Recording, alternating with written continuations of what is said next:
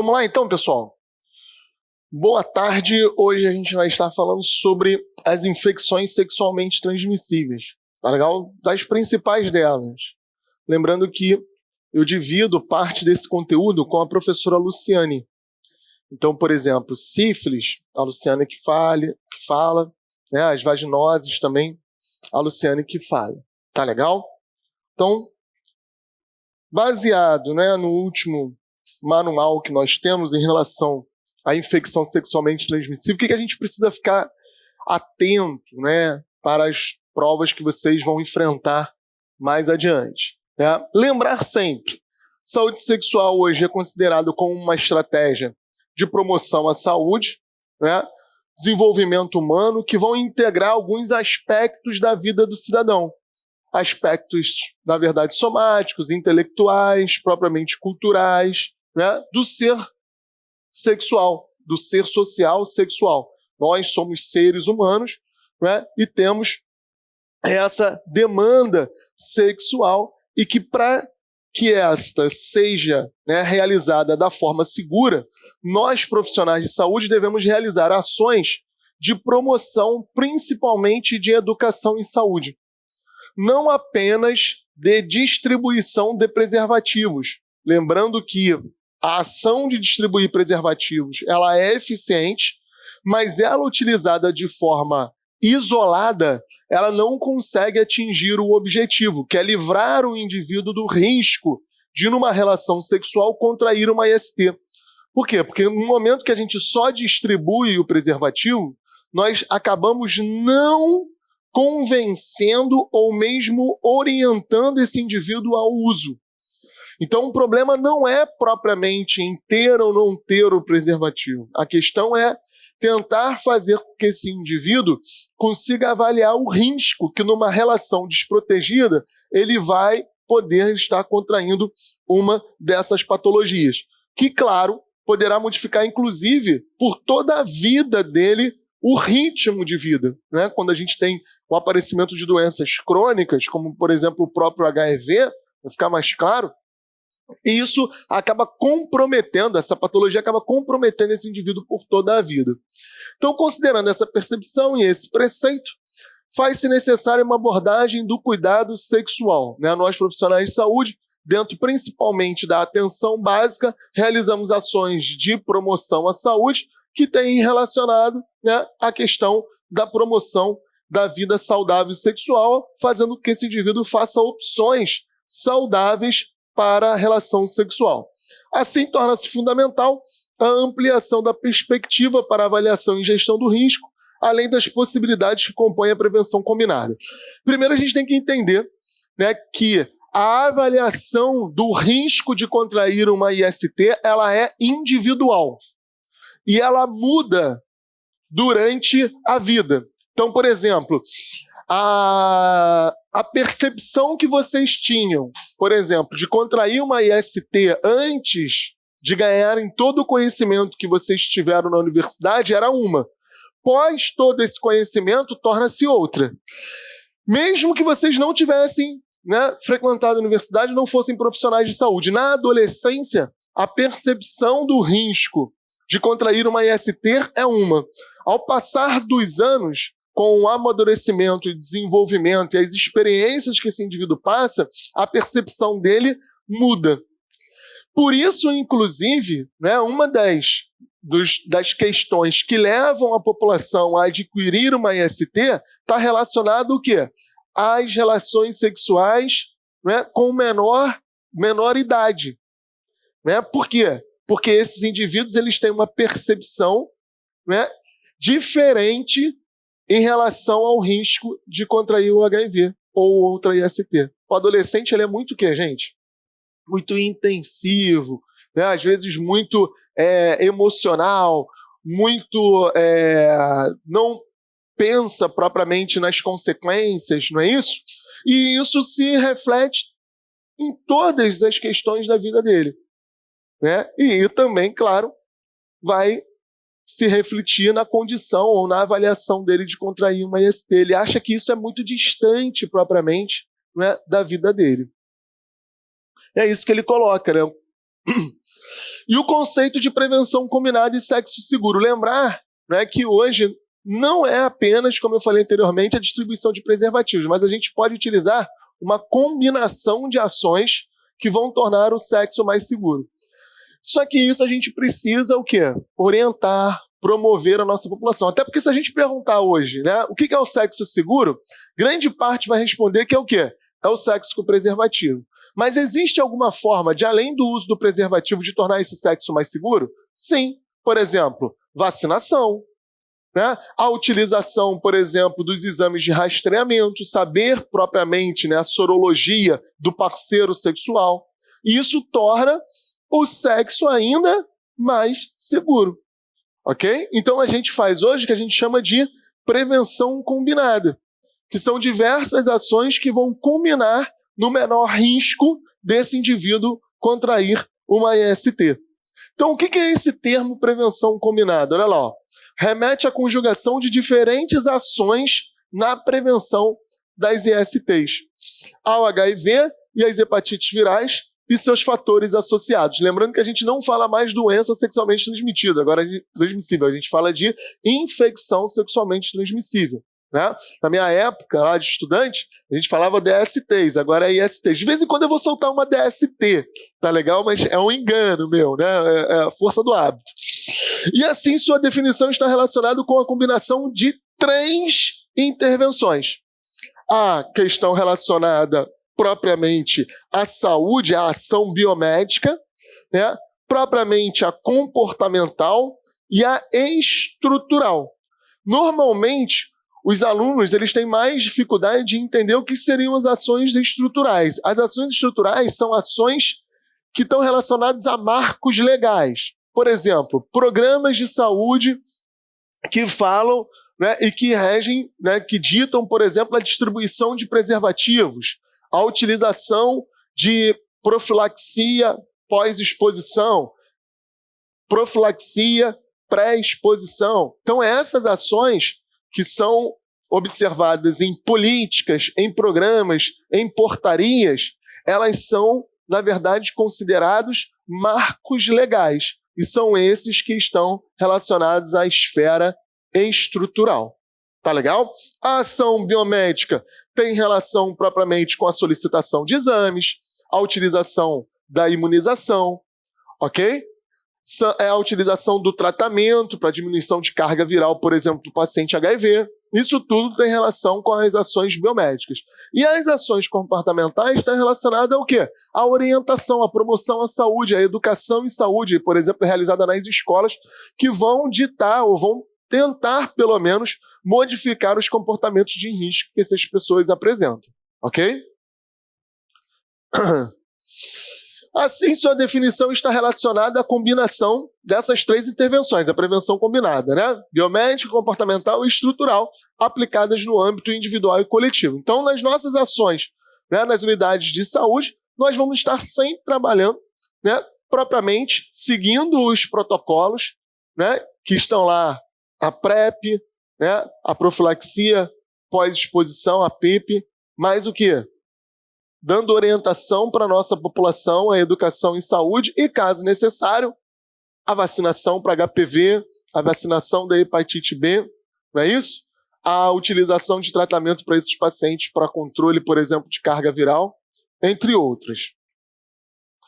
Os profissionais de saúde devem usar a mandala de orientação sobre a prevenção às pessoas sob o risco. Então, aí na apostila de vocês, inclusive, né, saiu a impressão da mandala?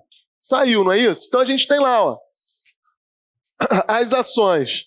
Testagem regular para o HIV e outras ISTs. Né? Lembrando sempre que o diagnóstico de uma IST é um evento sentinela para a procura naquele indivíduo, né, de infecção do HIV, sífilis e hepatite. Então, o que eu estou querendo dizer? Quando você atende um paciente, ele tem queixas, se for uma mulher ginecológica, se for um homem urológica, de lesões, corrimento ou algo assim, e que isso seja diagnosticado como uma IST, devemos o quê? Realizar exames, porque esse é um evento sentinela, então devemos realizar exames para procurar a infecção do HIV ou propriamente de hepatite entre outros. O evento sentinela é aquele que vai nos despertar em relação à possibilidade de um outro diagnóstico. Tudo bem? Então uma IST ela acaba sendo o evento sentinela para a gente alertar sobre a possível infecção do HIV. Porque se ele foi exposto a uma IST, ele pode ter sido exposto a outras. Né? Então a gente cabe realizar o rastreamento dessas. As mais importantes seriam o próprio HIV, a própria sífilis e as hepatites. Tudo bem? No caso, a principal delas, a hepatite B, que é a principal hepatite transmitida por via sexual. Tá?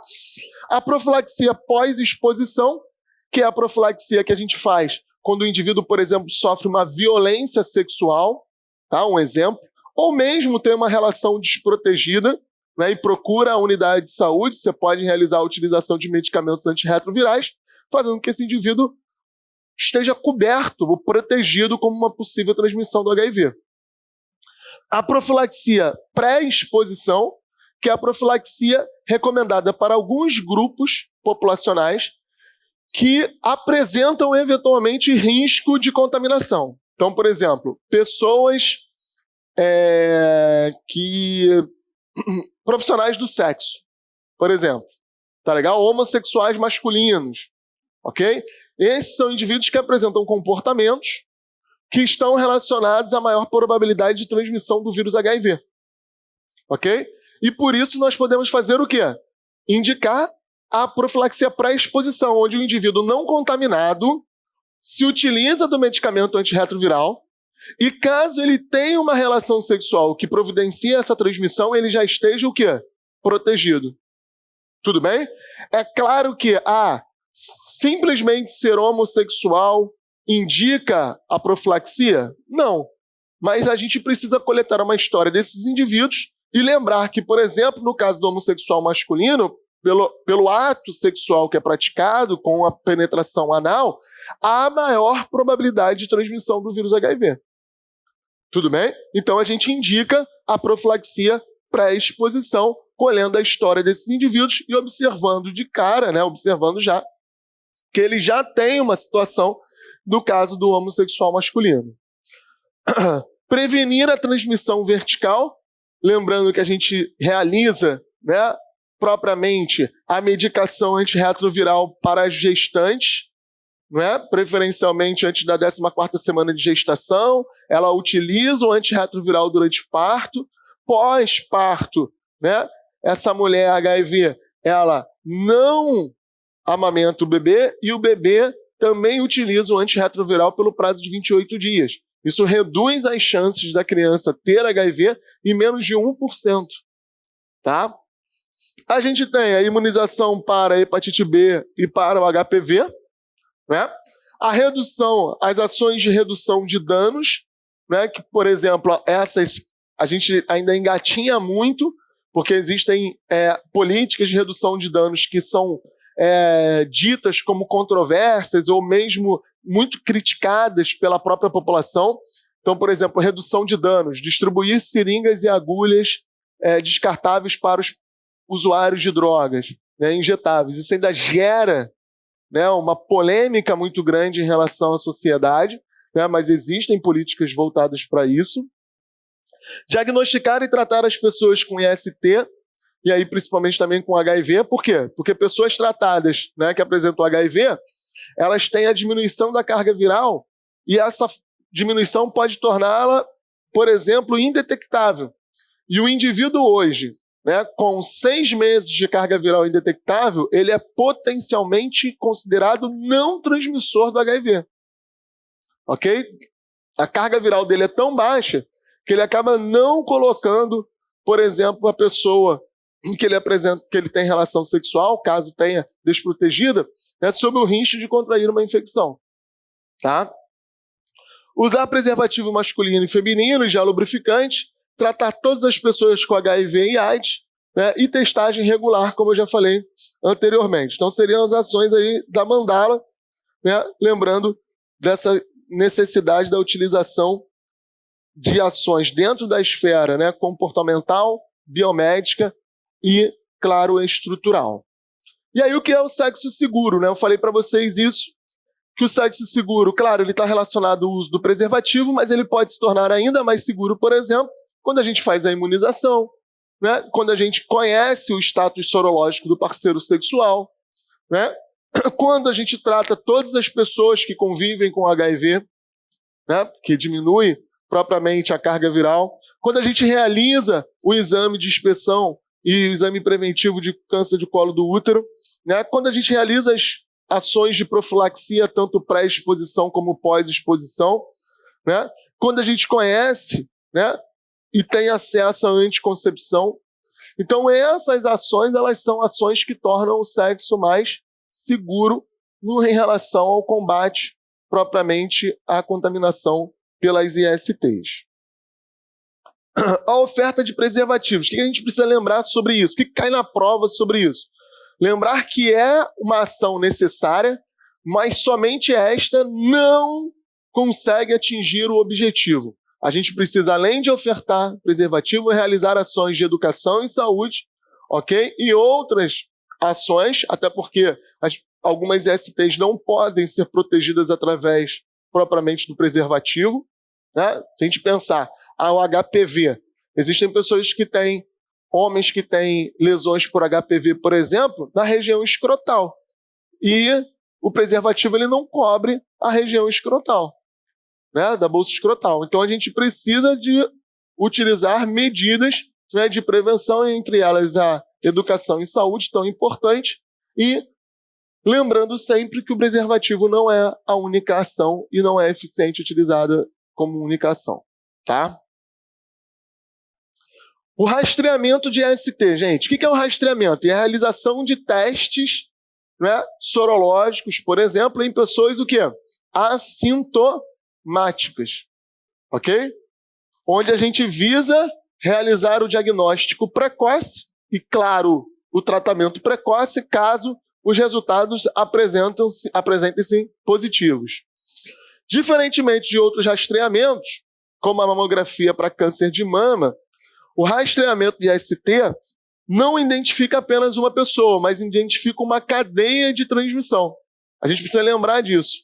Quando a gente faz um rastreamento, né, pede uma mamografia de rastreamento, o diagnóstico, quando positivo, quando encontra, por exemplo, uma massa, um nódulo, ou mesmo, né, que possa posteriormente ser diagnosticado como um câncer, o diagnóstico está relacionado apenas àquela pessoa. Quando a gente diagnostica uma IST, né, é diferente. Por quê? Porque essa pessoa ela pode estar contaminando, pode ter contaminado outras pessoas, né, e por isso a gente vai estar encontrando uma cadeia de transmissão. Tanto que os contatos sexuais precisam ser o quê?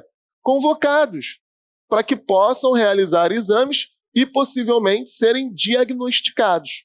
Então, o rastreamento de uma mamografia, ele tem propriamente um fundamento diferente do rastreamento de uma IST.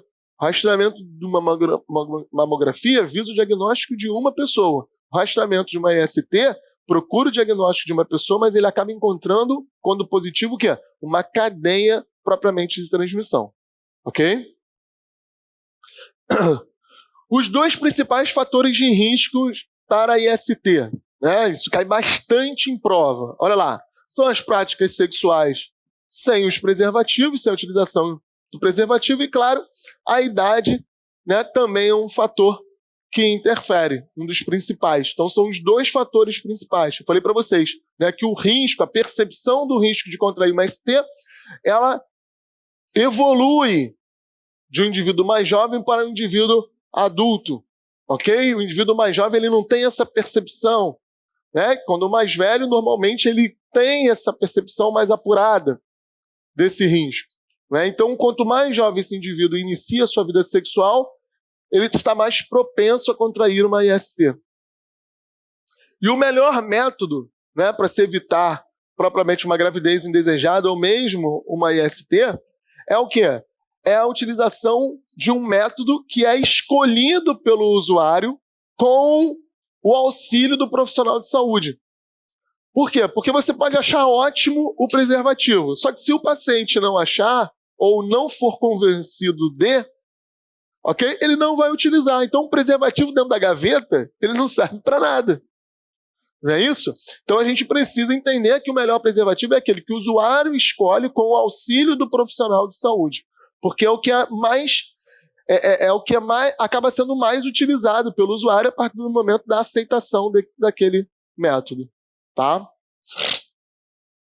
Aqui a gente tem um ponto especial para a prova. Então, para quem aí está de olho numa vaga nesses futuros concursos aí que nós estamos observando, né? EBSER, hospitais federais, ok?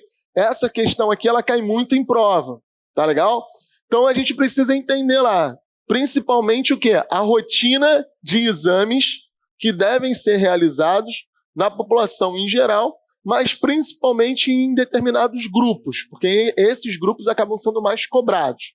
Então, por exemplo, numa população em geral, menor de 30 anos, ela deve realizar o exame de HIV e de sífilis anualmente. Tá legal?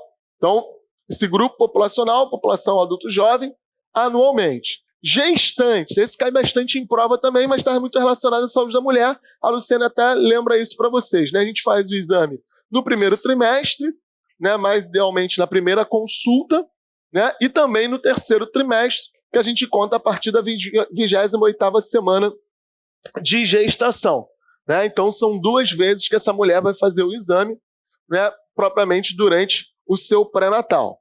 Agora, populações que são importantes aí, que eu já vi cair em prova, né?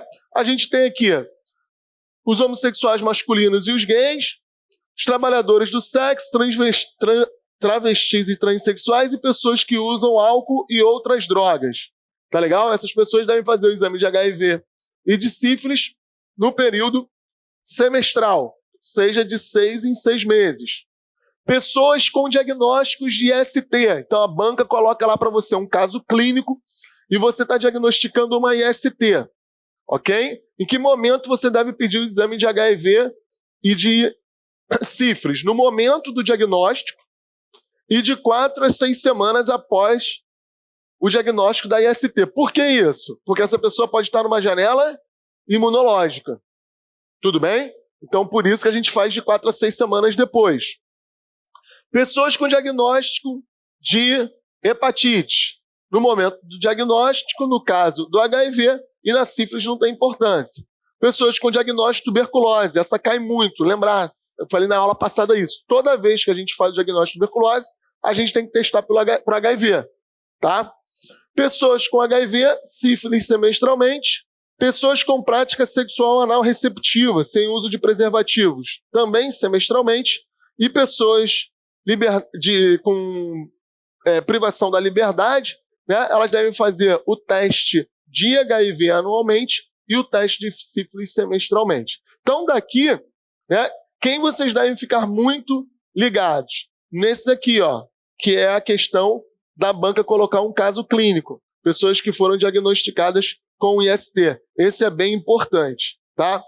E outro, que é o queridinho agora das questões, está relacionado ao quê? À violência sexual, a pessoa que sofreu uma violência sexual.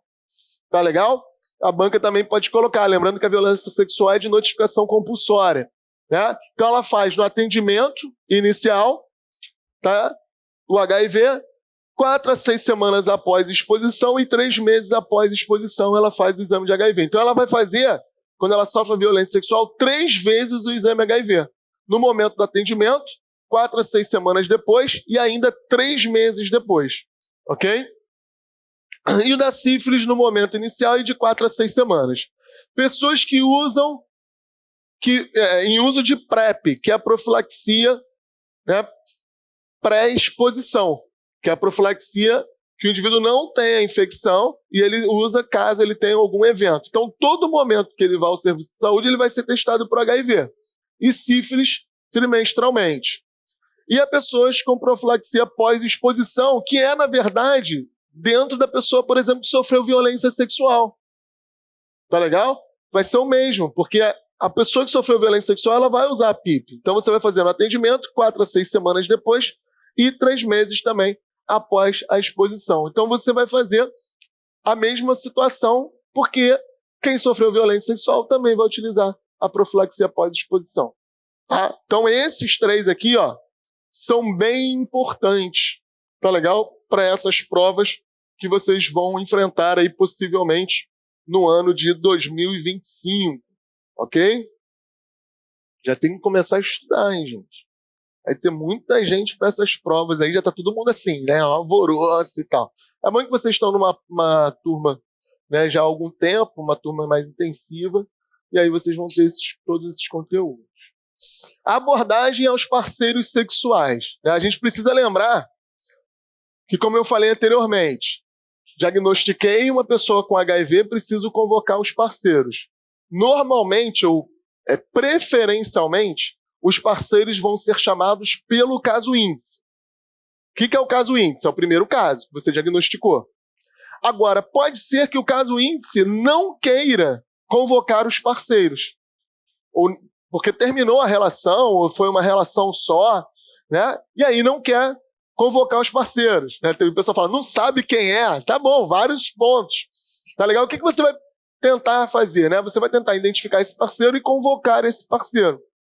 O que é importante disso? O importante é que quando a gente convoque esse parceiro, caso isso acaba nessa responsabilidade acabe caindo sobre a equipe de saúde, que essa equipe de saúde siga os princípios, né? Que é o princípio da confidencialidade, tá?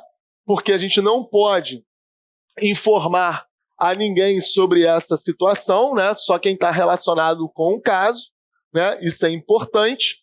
A ausência de coerção, né? Porque eu já vi assim, se você não chamar o seu parceiro sexual, a gente vai botar o carro da HIV/AIDS todo adesivado lá na porta da sua casa.